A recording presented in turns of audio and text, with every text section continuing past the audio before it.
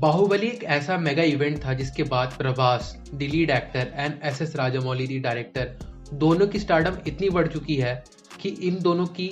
Next film से लोगों की एक्सपेक्टेशन आसमानी लेवल पर पहुंच जाती है। जहां एस राजामौली ने तो एक्सपेक्टेशंस मीट करते हुए एकेडमी अवार्ड वर्दी RRR डिलीवर की, लेकिन प्रभास ने बाहुबली के बाद सिर्फ और सिर्फ डिसअपॉइंटिंग प्रोजेक्ट्स ही डिलीवर की है। इवन सलार से भी जितनी एक्सपेक्टेशन थी ऑडियंस को उतना उसने भी डिलीवर नहीं किया। लेकिन सलार से पहले प्रभास एक ऐसी फिल्म पर काम कर रहे थे जिसकी एक्साइटमेंट सिर्फ साउथ या नॉर्थ नहीं बल्कि पूरे पैन इंडिया में थी, और इसकी हाइप इतनी ज़्यादा थी कि भले इसका कोई ऑफिशियल पोस्टर जिसमें एक्टर्स का लुक रिवील ना हुआ हो, उसके बावजूद भी नॉर्मल ऑडियंस जो हमारी तरह रिलीजियसली सिनेमा को फॉलो नहीं करती उन्हें भी इसकी भनक थी। और फिर फाइनली वो दिन आया जब ऑफिशियल पोस्टर की डिसअपॉइंटिंग वर्ड ऑफ माउथ के बाद इसका दुनिया हिला देने वाला टीजर रिलीज हुआ, जिसके वजह से मीम्स और रोस्ट वीडियोस की आंधी आ गई इंटरनेट पर। और फिर फिल्म रिलीज हुई with extra ordinary opening day and great weekend, पर फिर उसके बाद फिल्म की बुकिंग्स और ऑक्यूपेंसी 70% से भी ज्यादा गिर गई। पर ऐसा हुआ क्यों? Was it just because of the roast, troll, pathetic VFX या क्रेजी डायलॉग्स? तो इसका सीधा सीधा जवाब है हाँ, लेकिन इन सब से भी हटकर एक कारण था इसके डाउनफॉल के लिए, और वो था पब्लिक सेंटिमेंट। और ये सिर्फ तभी मीट हो पाती अगर मेकर्स पानी की तरह पैसे बहाने के साथ फिल्म की तरफ आस्था और एक बिलीव के साथ काम करते, क्योंकि ये फिल्म कोई एंटरटेनमेंट पैकेज ही हो ये ऑडियंस बिल्कुल एक्सपेक्ट नहीं कर रही थी।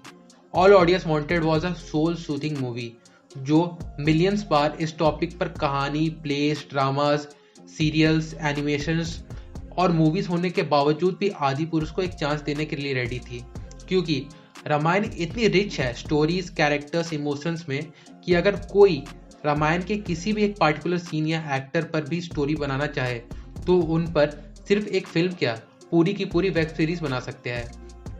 और इंडियन सीरियल्स जिन्होंने इस टॉपिक पर कहानी लिखा है they are the best example of this. But Adipurush ने चैड मूव और इंटरनेट की सिग्मा कम्युनिटी से इंस्पायर्ड होकर इसके हर सीन को बनाकर ऑडियंस के सामने परोस दिया,